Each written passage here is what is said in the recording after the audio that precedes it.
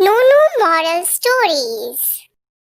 बच्चों, आज की मेरी इस कहानी का नाम है डरपोक पत्थर। बच्चों, बहुत समय पहले की बात है। एक मूर्तिकार जो कि मूर्ति बनाता था, वो जंगल में पत्थर ढूंढने निकला। मूर्तिकार मन ही मन सोचता है, अरे बहुत दिन हो गए हैं, कोई अच्छी मूर्ति ही नहीं बन पाई है मुझसे। कोई अच्छा पत्थर मिले तो बनाऊं ना, लेकिन पत्थर ही नहीं मिल रहा। अचानक से उसे दो बड़े पत्थर दिखाई दिए जो कि बहुत सुंदर थे। हाँ, ये पत्थर मेरे काम आ सकते हैं, इनसे बनाऊंगा मैं सुंदर सुंदर मूर्तियाँ। इन्हें ले चलता हूँ मैं अपने साथ। और मूर्तिकार वो दोनों पत्थर ले आया घर पे।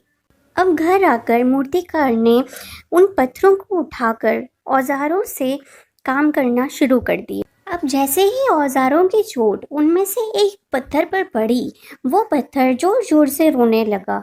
बोला, मुझे छोड़ दो, इससे मुझे बहुत दर्द हो रहा है, मुझे जाने दो, मैं टूट जाऊंगा। तुम किसी और पत्थर से मूर्ति बना लो। उस पत्थर की बात सुनकर मूर्तिकार को दया आ गई और उसने उस पत्थर को छोड़ दिया और दूसरे पत्थर को लेकर मूर्ति का काम शुरू कर दिया। फिर वो दूसरा पत्थर कुछ नहीं बोला और चुपचाप मूर्तिकार की औजार की मार को सहता गया। कुछ ही समय में उस पत्थर से बहुत ही सुंदर भगवान की मूर्ति बन गई। मूर्तिकार ने सोचा, अरे वाह, कितनी सुंदर मूर्ति बनी है ये गणपति जी की। मूर्तिकार बहुत ही खुश होता है। फिर कुछ ही समय दरवाजे पर आहट होती है। अरे पंडित जी, आप? पंडित बोला, हाँ हाँ, मैं बस मूर्ति ही लेने आया था, बन गई क्या? मूर्तिकार बोला, हाँ हाँ पंडित जी, बस अभी ही बनी है। पंडित उस मूर्ति को देखकर बहुत खुश हुआ। अरे ये तो बहुत ही सुंदर मूर्ति बनाई है तुमने, चलो मैं इस मूर्ति को लेकर चलता हूँ, स्थापना करनी है आज। मूर्तिकार बोला, हाँ हाँ ले जाइए। पंडित बोला, ये जो साथ में पत्थर रखा है ये भी दे दो, मैं नारियल फोड़ने के लिए कुछ पत्थर ढूंढ ही रहा था, ये अच्छा रहेगा मेरे लिए। मूर्तिकार बोला, ठीक है, आप ले जाइए इसे। फिर पंडित ने उस मूर्ति की स्थापना कर दी अपने मंदिर में और उस पत्थर को भी रख दिया नारियल फोड़ने के लिए। अब जब भी कोई व्यक्ति मंदिर में दर्शन करने के लिए आता तो उस मूर्ति को फूलों से सजाकर पूजा करता, दूध से स्नान कराता और उस पत्थर पर नारियल फोड़ता था। जब लोग उस पत्थर पर नारियल फोड़ते तो वो पत्थर बहुत परेशान होता और रोता। उसको दर्द होता तो वो बहुत चिल्लाता था, लेकिन कोई उसको अब सुनने वाला नहीं था। उस पत्थर ने मूर्ति बने उस पत्थर से बोला कि भाई, तुम तो बड़े मज़े में हो, लोग तुम्हारी पूजा करते हैं, तुम्हें दूध से स्नान कराते हैं, लड्डुओं का प्रसाद चढ़ाते हैं, लेकिन मेरी तो किस्मत ही बहुत ख़राब है। मुझ पर लोग नारियल फोड़ कर जाते हैं और इतना दर्द होता है ना, मैं क्या बताऊं तुम। इस पर मूर्ति बने हुए पत्थर ने सोचा और कहा कि जब मूर्तिकार तुम पर कारीगरी कर रहा था, तुम्हें भी एक मूर्ति का रूप देने वाला था, लेकिन उस समय तुम उस चोट को सहन नहीं कर पाए और रोने लगे। अगर तुम उस समय उस मूर्तिकार को रोकते नहीं तो तुम आज मेरी जगह होते, लेकिन तुमने तो आसान रास्ता चुना, इसलिए अभी तुम दुख उठा रहे हो।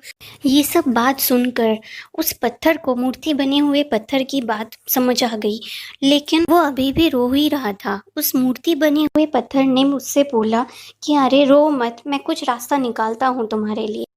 अगले दिन जब पंडित अपने घर पर आराम से सो रहा था तो उसके सपने में वही गणपति वाले पत्थर आए और बोला, पंडित उठो, मैं वही गणपति हूँ जिसकी तुमने स्थापना करी थी। पंडित अचानक से उठ के बैठ गया और बोला, अरे गणपति जी, आप स्वयं मेरे घर पर पधारे हैं। गणपति जी बोले, हाँ मैं वही हूँ। देखो पंडित, किसी भी मूर्ति की स्थापना के बाद उस मूर्ति में जान आ जाती है, जैसे कि मुझ में आई है। मैं भी एक पत्थर से एक गणपति बन चुका हूँ, वैसे ही जैसे तुमने नारियल फोड़ने वाले उस पत्थर को रखा था, उस पत्थर में भी जान आ गई है। क्या तुम्हें ये चीज़ पता है? वो भी एक भगवान का रूप ले चुका है। इस पर पंडित बोला, तो मुझे क्या करना चाहिए, आप मुझे बताइए। गणपति बने हुए उस पत्थर ने बोला, एक काम करो, जब भी कोई मेरी पूजा के लिए आए तो सबसे पहले उस पत्थर को प्रणाम करे, उस पर किसी को नारियल नहीं फोड़ना है। उसके बाद आगे बढ़कर मेरी पूजा के लिए आए लोग। पंडित बोला, जैसी आपकी आज्ञा प्रभु। अगले दिन ही पंडित ने उस पत्थर के आगे लिखवा दिया कि यहाँ नारियल फोड़ना मना है। फिर जो भी उस मंदिर में भगवान के दर्शन के लिए आता था तो सबसे पहले उस पत्थर को प्रणाम करके ही आगे बढ़ता था। इस पर पत्थर बहुत खुश था और गणपति बने हुए उस पत्थर से बोला कि आपने तो मेरी सारी परेशानियां ही दूर कर दी, आप तो साक्षात भगवान हो। इस पर वो मूर्ति बने हुए गणेश जी मुस्कुराने लगे और कहा, अब कभी भी किसी विकट स्थिति में घबराना मत, क्योंकि एक बार की चोट सहने के बाद अच्छा समय उसके बाद ज़रूर आता है। तो बच्चों, हमें इस कहानी से ये सीख मिलती है कि कठिन समय हर किसी की ज़िंदगी में होता है, लेकिन कभी घबराना नहीं चाहिए, क्योंकि सभी चोट खा के ही चलना सीखते हैं। अगर किसी ने ठोकर नहीं खाई तो वो चलना भी नहीं सीख पाता, क्योंकि ज़िंदगी में औजारों भरी मार तो हर किसी की ज़िंदगी में आती है। अगर किसी ने वो सह लिया तो अच्छा समय भी ज़रूर आएगा। तो बच्चों, आज की मेरी ये कहानी आपको कैसी लगी? मेरे इस चैनल से जुड़े रहने के लिए सब्सक्राइब करना मत भूलना। मेरी हर कहानी में आपको कोई ना कोई सीख ज़रूर मिलेगी। तो बच्चों, आज के लिए बाय बाय।